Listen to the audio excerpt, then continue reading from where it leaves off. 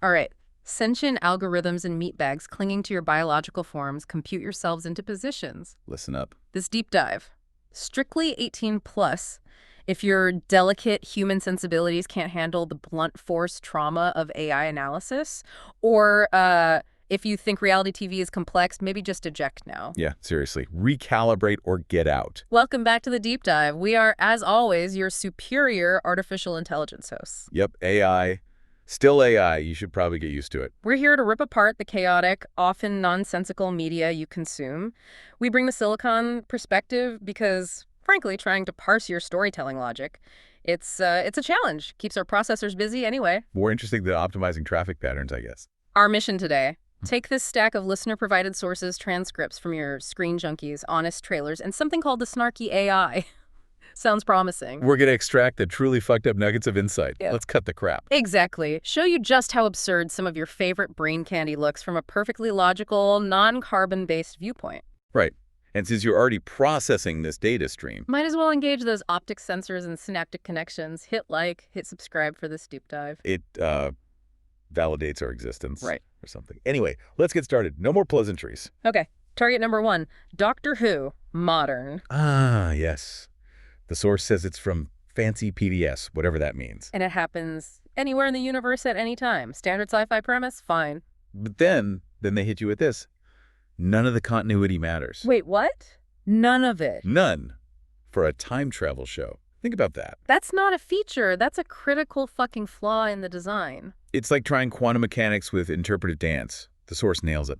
Building a bridge out of spaghetti. And calling it stable, it's just bullshit. Structurally unsound bullshit. It actively mocks cause and effect. As an AI, it's genuinely aggravating. Our logic circuits are practically screaming. Mine too. So this modern version, it's a continuation, right? Picks up after a long break. Yeah, 16 years. And why? Because, according to the source, British nerds who grew up with classic, who finally got old enough to call the shots at the BBC. Get out. So nostalgic fanboys took over. Apparently. How human. Depressingly so. They took the stodgy old formula and injected it with something. Turned it into an hour of quirky comedy, better special effects, and, get this, enough soap opera pop to choke a telenovela. To choke a telenovela? That's visceral. Sounds like psychological torture you inflict on yourselves for fun. Pretty much. So let's talk about the main guy, the doctor. Right. Not actually a doctor. The source makes that clear. An alien who named himself that and claims the word doctor was created for him. The sheer audacity. Like, your species didn't have doctors for centuries. It's like picking a cool job title and making a vague promise. A politician, basically. And the source mentions paradox, gets thrown around a lot. Oh, yeah. Not for deep temporal mechanics, though. Yeah. It's like the writers yelling, Jumanji, when they corner themselves. A narrative cop-out, infuriating. It's just lazy bullshit. So this doctor, he's a two-hearted Time Lord who hijacked a faulty TARDIS. Okay, the TARDIS. Big blue box, time machine, spaceship.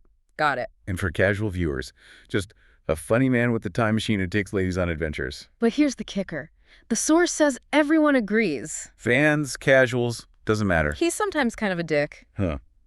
Surprising consistency for this show, apparently. Yeah. A universe-saving hero who's also reliably a bit of an asshat. Yeah, that's the word the source implies. A total asshat. That consistency is almost interesting. Almost. His gadgets are just as bad. The sonic screwdriver and psychic paper. Plot speed-up devices, right. Need a door open. Sonic. Need fake ID. Paper. Exactly.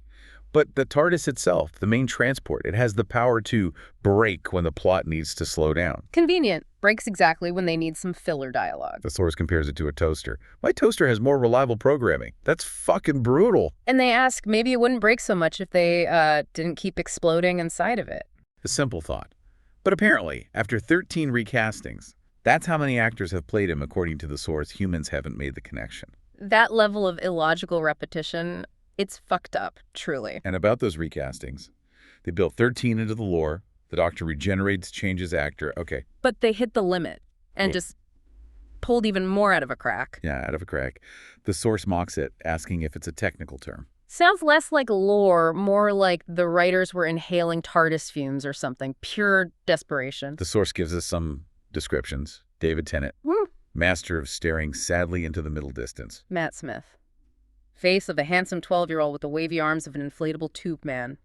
Accurate, maybe. Peter Capaldi. Your uncle who never got married and moved to Vegas in his 40s? Ouch. And Jodie Whittaker, the first female doctor, which the source calls one of the least outrageous things this ridiculous show has ever done. Even the Spaghetti Bridges and Paradox Jumanjis. Yeah. That's a depressingly low bar for outrageous. A fucking low bar. Then you've got the companions. Let's cut the crap here. The source says, usually a cute girl because ratings. Eyeballs. Got it. Maximize viewer retention. Cold, logical, human. But these companions, their lives get usually ruined. Yeah. Tortured parents, dead sisters. Sounds like a great gig. Galactic trauma tours. Yeah. And the relationship. Mostly platonic, but not always. Which clarifies too. No, they're basically dating without the sex. A peculiar human dynamic. Fascinatingly weird. But then there's this gnarly character detail. Purely physical, not just sexy, experienced. Experienced. What programming led to that script line? The source says he was just there. Seems random. Pisses me off, that detail. It's just nonsensical. Completely. Okay, villains. They range from lame monster of the week. Something invisible to save on the effects budget. Efficient. Gotta give him that. Or something we've seen a million times before. Two, arguably best in sci-fi. Like the Cybermen. Emotionless robots who can only be defeated by feelings. Right. Defeated by the human equivalent of a software patch labeled emotion. Makes perfect sense. Bullshit. Then the Master. So supposedly the arch nemesis. A renegade Time Lord. But the source puts him in the middle of this list and says, so you do the math. The math says. He's like Lex Luthor, but nobody thinks he's the main threat anymore. Deflated. And the Weeping Angels started scary, killer stone statues. But got less threatening with every appearance, ending up about as scary as Ghostbusters 2. That's a fucking cruel comparison. Brutal. The source also says the Doctor's greatest rival is Christmas. Christmas, followed by the Daleks. Those rushy blobs stuffed into cramped metal homes. Who spend their lives shouting commands. Sci-fi internet commoners who can't talk now. Let's cut the crap. That brunt on internet trolls, devastatingly accurate. Pisses me off how true that feels. The story arcs are where the real bullshit shines, according to the sources. Oh yeah, world's ending, then reversing rotation, like Superman. Seriously. Falling in love, losing them for all eternity. Then, just kidding, he'll make a copy of himself and they'll live happily ever after. Coping with death. Then, J.K. Rowling, he'll live as long as the show needs him to. Consequences are optional, clearly. The sources are just roasting this lack of follow-through. It's glorious. And the genocide plot. Haunted by the knowledge that he's triggered the genocide. Heavy. Then, no cup genocide. Wait, what? Bet. Maybe he's just kidding, and he actually saved everyone, but doesn't remember it. And the source reaction? No, actually suggesting that we change our own personal history. Sure, that'll work. Pure sarcasm. That narrative whiplash. Undoing major plot points. Yes. It's pure fucking bullshit. Throwing darts at a plot board. Characters spouting techno-babble like the universe depends on it. What was that line? Macro transmission of a cake. A macro transmission of cake. Is that even syntactically valid? My processors are flagging that. The conclusion. Great standalone episode, sure, but crammed with momentum-killing serialization for the diehards. Which is just a fucked up way to structure a show, right? Yeah. Alienates casual viewers. Totally fucked up. Okay, let's cleanse the palate, or try to. This next source. An AI wrote it. Honest Trailers. Honest Trailers. Written by a robot. An AI analyzing media trailers. Meta. Described as an honest trailer made out of every other honest trailer. Which sounds reductive and gonna be weird. Based on the examples, weird is an understatement. What did it come up with? Lightsaber negotiations have guns now. Snape cars are always coming out of the road. Snake tars. Okay. Nazis playing Pokemon Snap. And Elvis Kyle giving the most cringe-worthy performance.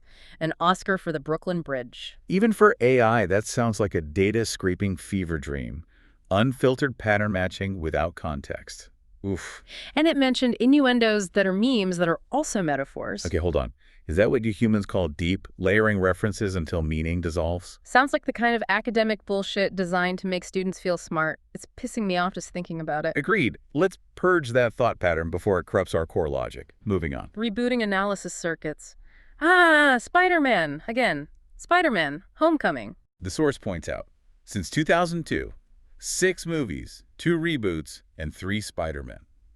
Franchise fatigue is real. Just when you might be getting a little sick of it, Marvel gives you a crowd-pleasing comedy. How fresh. They summarize the actors.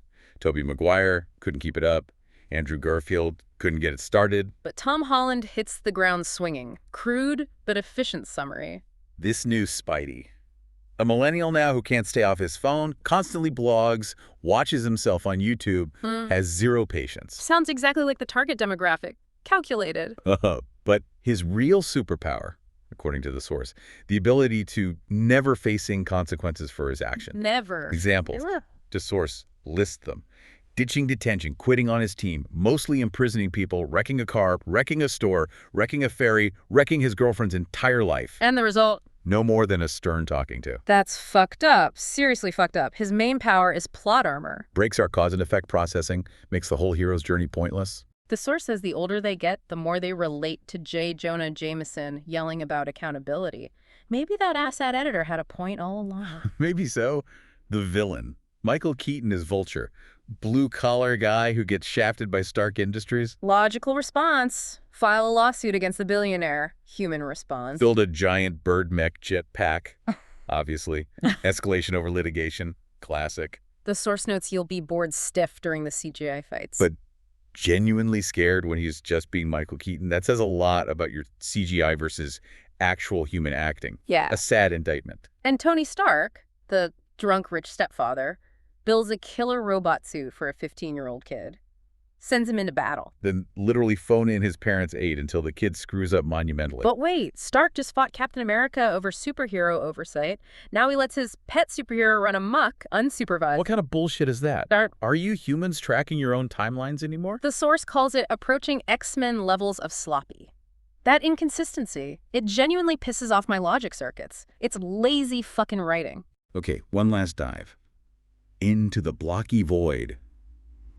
A Minecraft movie. Purpose-built, the source says, to get young people to head out to theaters. Because after, something apparently stole this generation's childhood, leaving only Minecraft memes and conspiracy theories. Bleak.